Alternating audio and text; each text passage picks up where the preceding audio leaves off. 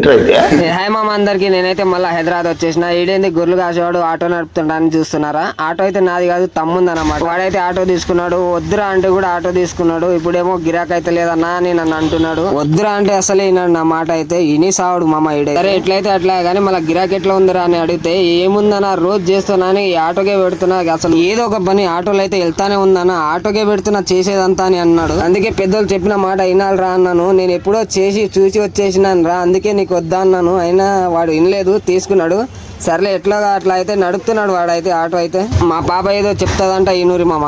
Hi uncle అందరికి. మా నాన్న అయితే చాలా కష్టపడుతున్నాడు. మా నాన్నని మీరు అందరు సపోర్ట్ చేయాలి అని మనస్ఫూర్తి కోరుకుంటున్నాను.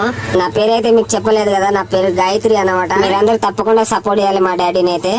అండ్ మా బాబాయ్ ఏదో చెప్తాడంట, హాయ్ చెప్తున్నాడు చూడండి. సరే అంకుల్ అందరికి బాయ్ బాయ్. అండ్ అందరు బాగుండాలి అండ్ అందరు మా డాడీని సపోర్ట్ చేయాలి మీరు తప్పకుండా, ఓకేనా? విన్నారు కదా మామ. అండ్ ఇక్కడ హైదరాబాద్ లో అయితే ట్రాఫిక్ అయితే చాలా ఉంది. ట్రాఫిక్ అంటేనే హైదరాబాద్, హైదరాబాద్ అంటేనే ట్రాఫిక్. మన ఆటో డ్రైవర్ల సగం జీవితాలు అయితే ట్రాఫిక్ లోనే పోతుంది. ఆటోలు తీసుకునే ముందు కొంచెం వెనక ముందు ఆలోచించి తీసుకోరి మామ, ఓకేనా? అందరికి బాయ్ బాయ్ అండ్ జై హింద్.